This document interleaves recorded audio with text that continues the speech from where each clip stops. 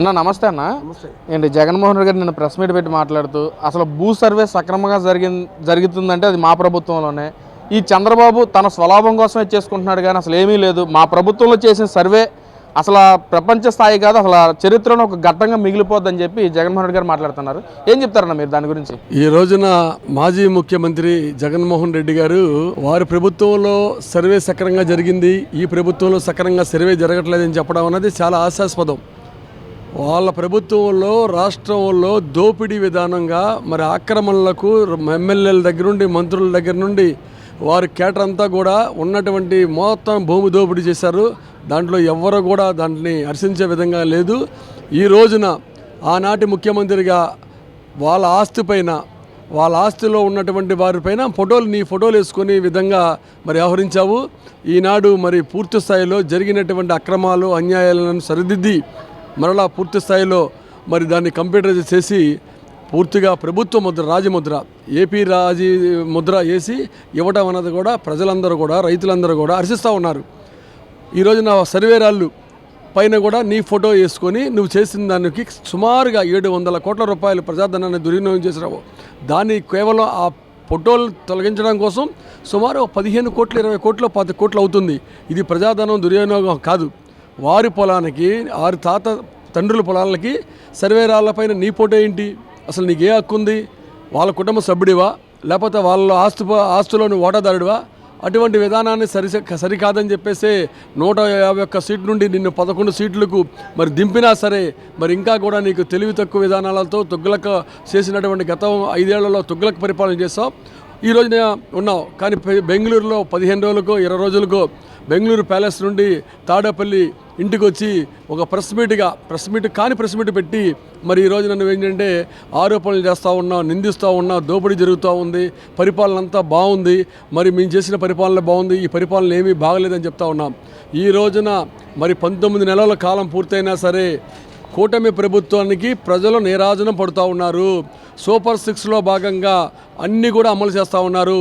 ఎన్నికల హామీల్లో కూటమి ప్రభుత్వం ఇచ్చినటువంటి సూపర్ 6లో కానీ కూడా మరి ఎన్నో విషయాలను కూడా, ఎన్నో అంశాలను కూడా మరి అమలు చేస్తున్నటువంటి ప్రభుత్వం ఏదైనా ఉందంటే ఏపీలో కూటమి ప్రభుత్వం. తెలుగుదేశం మీరేమో కూటమి ప్రభుత్వం డెవలప్మెంట్ చేస్తానని మీరు అంటా ఉన్నారు, కానీ జగన్మోహన్ రెడ్డి ఏమో అసలు నేను లేకపోతే అసలు డెవలప్మెంట్ కనిపించేది కాదు, అసలు నేను చేసిందే చంద్రబాబు తన ఖాతాలో వేసుకుంటున్నాడు అని చెప్పి మాట్లాడుతున్నారు కదా. మరి ఆ రోజున వాళ్ళు డెవలప్ అంటే మరి ప్రజావేదిక కూల్చేయడం డెవలప్, పేదవాడు తినే అన్నా క్యాంటీన్లను తీసేయడం డెవలప్.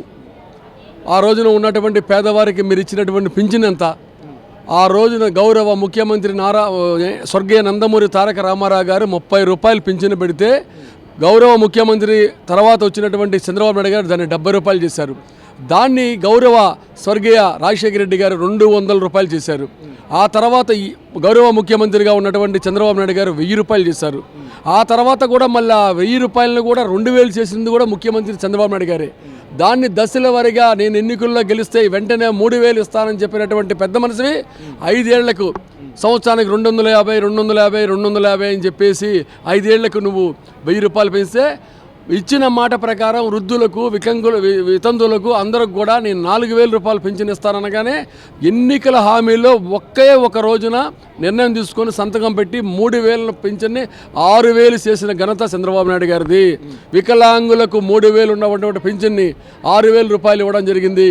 అలానే అనారోగ్యంగా మంచం మీద ఉన్నటువంటి వాళ్ళకి 10,000 ఇవ్వడం జరిగింది. పూర్తి స్థాయిలో లేవలేని స్థితిలో ఉన్నటువంటి వాళ్ళకి డయాలసిస్ పేషెంట్కి 15,000 రూపాయలు ఇవ్వడం జరిగింది. ఎక్కడ మీకంటే మేము తక్కువ ఇచ్చాం? ఎక్కడ ఏ హామీని విస్మరించాం? ఎక్కడ ప్రజలు మమ్మల్ని సత్కరిస్తూ ఉన్నారు? మేము 3 గ్యాస్ సిలిండర్లు ఇచ్చాం. అలానే పేదలకు మరి పింఛన్లు ఇస్తూ ఉన్నాం.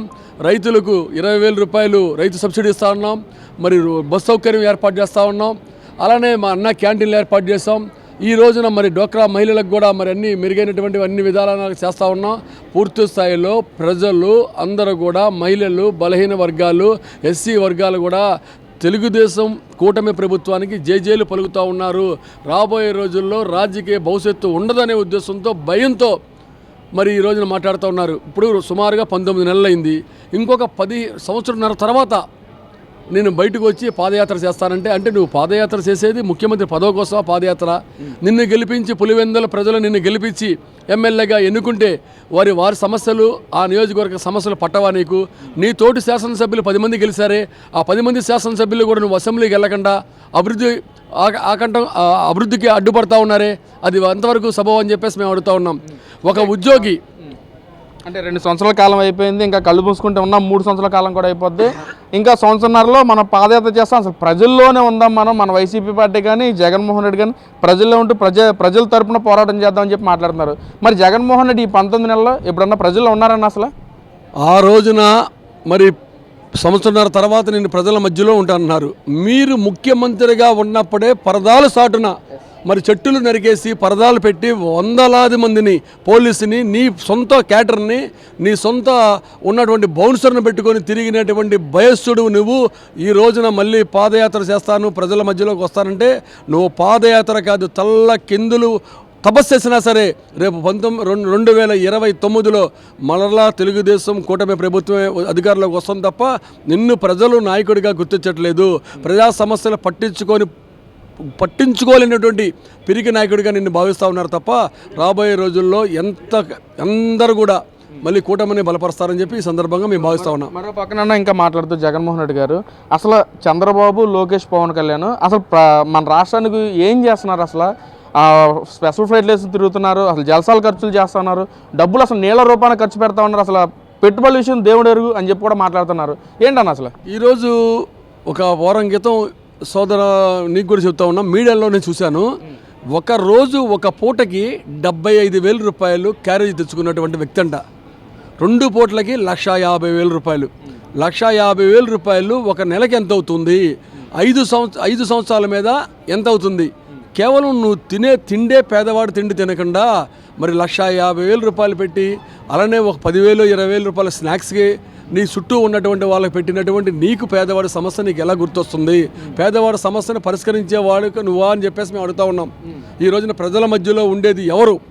నువ్వు సర్వే చేయించుకో, లేకపోతే మీడియా ప్రతినిధుల ద్వారా సర్వే చేయించుకోండి. 18 గంటలు పనిచేసే భారతదేశంలో ఏకైక ముఖ్యమంత్రి ఎవరైనా ఉన్నారంటే అది చంద్రబాబు నాయుడు గారు. ఈరోజు డిప్యూటీ సీఎం గారు కూడా మరి కోట్లాది రూపాయలు వస్తున్నటువంటి ఆదాయాన్ని పక్కన పెట్టి మరి వారి డిప్యూటీ సీఎంగా బాధ్యతలు తీసుకొని వారికి కేటాయించినటువంటి శాఖల్లో పూర్తి స్థాయిలో వారు కష్టపడతా ఉన్నారు. విద్యా శాఖగా, ఐటీ శాఖ మార్చులుగా మా యువ నాయకులు లోకేష్ బాబు గారు మరి విదేశ పర్యటన చేస్తూ ఉన్నటువంటి పరిశ్రమలు ఏర్పాటు చేయాలని, ఆ పరిశ్రమ ద్వారా ఉపాధి రావాలని, నిరుద్యోగులకు ఉపాధి కల్పించాలని మరి ఆ రోజున చంద్రబాబు నాయుడు గారు చెప్పారు. ప్రతి ఇంటికి ఒక పారిశ్రామికవేత్తను ఏర్పాటు చేస్తానని, అలానే మహిళా పారిశ్రామికవేత్తలను చేస్తా ఉన్నారు. నిన్న దావోస్ వెళ్ళారు తల్లిండ్రి కొడుకులు, ఐఏఎస్ ఆఫీసర్ల మంత్రులు. ఏ రోజైనా సరే నీవు కానీ నీ మంత్రులు కానీ ఫారెన్ వెళ్ళి మరి పరిశ్రమలు ఏర్పాటు చేయడం కానీ చేసావు? ఉన్న పరిశ్రమలు కియా పరిశ్రమని మరి వెళ్ళిపోయింది, అలానే గల్లా జయదేవ్ గారిది బ్యాటరీ కంపెనీ కూడా తెలంగాణకి వెళ్ళిపోయింది, తమిళనాడుకి వెళ్ళిపోయింది. పూర్తి స్థాయిలో రాష్ట్రాన్ని అధోగతి పాలు చేసి, నాశనాన్ని చేసి, కబ్జాలు, దౌర్జన్యాలు, మటలు చేసినటువంటి ముఖ్యమంత్రిగా నువ్వు పేరుంటావు. రాబోయే రోజుల్లో పూర్తి స్థాయిలో ఈ 3 ఏళ్లే కాదు, రాబోయే ఇంకో 5 ఏళ్ళు కూడా ఈ కూటమి ప్రభుత్వం ఉంటుందని ఈ సందర్భంగా తెలియజేస్తా ఉన్నాం. మరి మనం చూసుకుంటే జగన్మోహన్ రెడ్డి గారు పుట్టినరోజు వేడుకలు వైసీపీ వాళ్ళు చేసి చూసాం. మరి నిన్న లోకేష్ గారు పుట్టినరోజు వేడుకలు కూడా టీడీపీ వాళ్ళు చేసి చూసాం. ఏం గమనించారు ఈ తేడా, రెండింటి మధ్య తేడా అసలు? అది రాష్ట్ర ప్రజలు, మహిళలు, విద్యార్థులు వారందరూ కూడా మరి గమనిస్తూ ఉన్నారు. ఎందుకంటే ఈ రోజున మీడియా చాలా ఫాస్ట్గా, సోషల్ మీడియా కూడా చాలా ఫాస్ట్గా ఉంది కనుక వారు దౌర్జన్యాలకు నిలవగా పొటేళ్ళని తీసుకొని వచ్చి భారీ ఉన్నటువంటి కత్తులతో దాన్ని హింసిస్తూ నరికేసి దాని ద్వారా వచ్చినటువంటి రక్తాన్ని మీ నాయకుడైనటువంటి జగన్మోహన్ రెడ్డి మొహం పైన చల్లి ఆనందాన్ని వ్యక్తం చేశారు. ఈ రోజున ఈ మహిళలు కానీ, ఈ పార్టీలో ఉన్నటువంటి కార్యకర్తలు కానీ, అభిమానులు కానీ దావోస్లో ఉన్నా సరే, మరి ఉన్నటువంటి ఫ్యామిలీ పిల్లలను వదిలేసి పరిశ్రమల కోసం అక్కడ ఉన్నా సరే ఇక్కడ స్వీట్లు పంచుకున్నారు, అలానే కేక్ కట్ చేశారు, పేదవాడికి అన్నదానం చేశారు, మహిళలకు వస్త్రదానం చేశారు, వృద్ధులకి వాళ్ళకి ఫండ్లు పంపిణీ చేశారు, హాస్పిటల్లో ఉన్న వారికి బ్లడ్ పంపిణీ చేశారు. అదే తెలుగుదేశానికి, జనసేన, వైసీపీకి ఉన్న తేడా. అదే జగన్మోహన్ రెడ్డికి, చంద్రబాబు నాయుడుకి ఉన్న తేడా. ఇది అని చెప్పేసి మహిళలందరూ కూడా మరి విద్యార్థులు అందరూ కూడా భావిస్తున్నారు.